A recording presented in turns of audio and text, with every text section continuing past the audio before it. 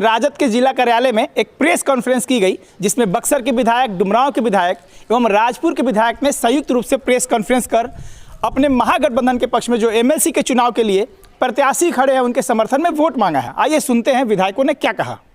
स्नातक एवं शिक्षक निर्वाचन क्षेत्र गया के लिए ये प्रेस कॉन्फ्रेंस बुलाई गई है संयुक्त रूप से, और महागठबंधन के साथियों को माननीय मुख्यमंत्री, माननीय उप मुख्यमंत्री और वित्त मंत्री के द्वारा और माननीय मंत्रियों के द्वारा ये गाइडलाइन हम सबों को दिया गया है कि आप अपने क्षेत्र में जब जाएं तो एक प्रेस कॉन्फ्रेंस करें, अपने लोगों के बीच में भी जाकर के ये सूचना दें कि हमारे ग्रेजुएट कंस्टिट्यूएंसी से स्नातक निर्वाचन क्षेत्र से डॉक्टर पुनीत कुमार सिंह एवं शिक्षक से संजीव श्याम सिंह को आप सबों को भारी मतों से विजयी बनवाना है। ये दायित्व हम विधायकों को अपने अपने क्षेत्रों में जाकर ये संदेश अपने लोगों के बीच में देने का काम हम सबों को करना था।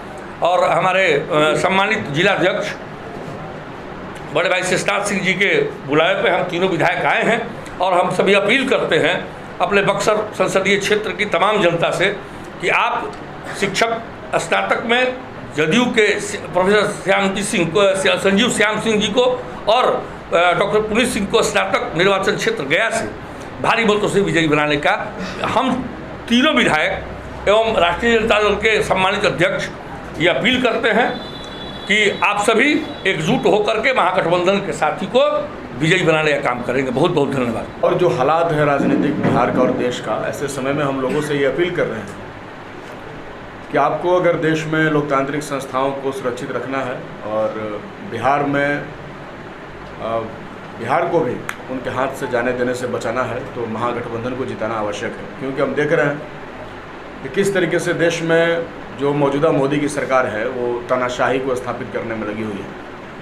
हम लोग लंबे समय से कह रहे हैं कि देश में फाशीवादी शक्तियाँ हावी हो गई हैं, लोकतंत्र खतरे में है, लेकिन लोग कह रहे थे कि भाई लोकतंत्र कैसे खतरे में है। आज जब माननीय राहुल गांधी पर उनकी सदस्यता खारिज की गई तो आज अब तो इसको बताने के लिए किसी और बड़े उदाहरण की आवश्यकता मुझे नहीं लगता। हालांकि इसको समझना चाहिए, इसके पहले बीबीसी पर डॉक्यूमेंट्री दिखाने से रोक दिया गया और आज तक देश के प्रधानमंत्री ने इस तरीके का कोई प्रेस कॉन्फ्रेंस करके जनता को संबोधित नहीं किया।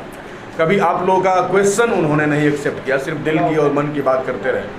और उनका जो अडानी के साथ जो संबंध है, जो नेक्सस है, जो हिडनबर्ग ने दिखाया है कि किस तरीके से कारपोरेट और पॉलिटिक्स का नेक्सस चल रहा है, जिसको क्रोनी कैपिटलिज्म कहा जाता है, सहचर पूंजीवाद, जो कारपोरेट पॉलिटिक्स के साथ मिलकर के देश की जनता की गाढ़ी कमाई का बिजनेस करता है, व्यापार करता है।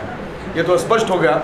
अडानी के साथ क्या संबंध है। आज ही राहुल गांधी जी जब प्रेस कॉन्फ्रेंस कर रहे थे तो उन्होंने कहा कि मुझे तो सिर्फ इसलिए सदन से बाहर कर दिया क्योंकि हम जाते तो पूछते कि 20,000 करोड़ रुपए का हिसाब क्या है।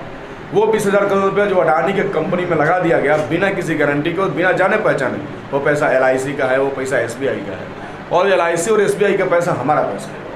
तो एक तो यहाँ तो लड़ाई ठीक आमने सामने है बिहार में, एक महागठबंधन है, दूसरी तरफ NDA है और NDA जिसकी देश में सरकार है। तो हम तो नहीं चाहते हैं कि बिहार में भी वो लोग आएँ जो देश में आवाज़ बंद करने का कोशिश कर रहे हैं। इसलिए शिक्षकों की आवाज़ हम लोगों ने लगातार उठाया है और हम लोग लड़ रहे हैं शिक्षकों के लिए। और पिछली बार विधानसभा के चुनाव में भी बिहार के शिक्षकों ने महागठबंधन को काफ़ी दिल खोल करके समर्थन किया था। हम चाहते हैं कि आप अपना समर्थन जारी रखें। महागठबंधन आपकी सवालों के लिए हमेशा संघर्षरत और प्रयासरत रहेगा।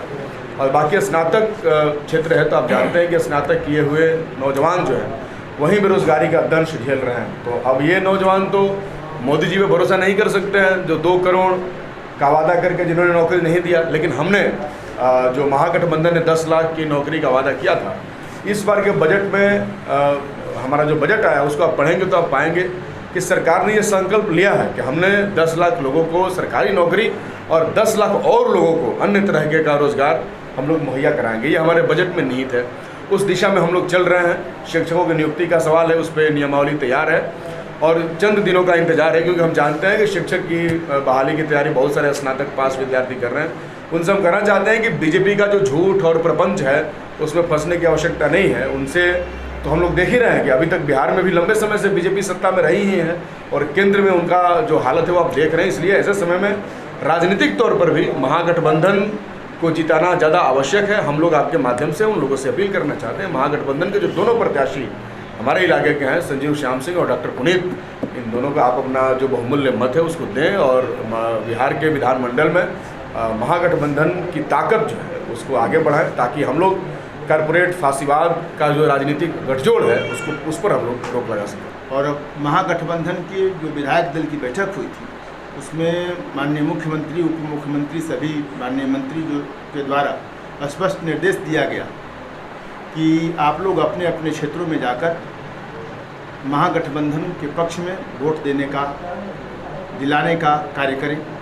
तो उसी के संदर्भ में जो जिला अध्यक्ष जी ने प्रेस विज्ञप्ति आप बुलाई है, आप सबको बुलाई है, तो हम भी अपने क्षेत्र में दूरभाष के माध्यम से संपर्क जहां होता है, जहां जाता हूं, युवाओं को बोलता हूं। और आने वाले समय में जो 31 तारीख को चुनाव है, हम सभी अपने विद्वत जनों को, जो शिक्षक हैं, जो स्नातक हैं, उन सबको अपनी ओर से अनुरोध करता हूं कि वो महागठबंधन के पक्ष में अपना मतदान करें, ताकि आने वाली देश और बिहार की राजनीति का परिदृश्य बदले। इसी के आलोक में सभी मतदाता बंधुओं से आग्रह करते हुए, दलित भाइयों, जो दलित हमारे हैं, जो शिक्षक हैं और स्नातक हैं, उनसे खास करके मेरा आग्रह रहेगा कि वो लोग महागठबंधन के समर्थन में अपना मतदान करें। बहुत बहुत धन्यवाद।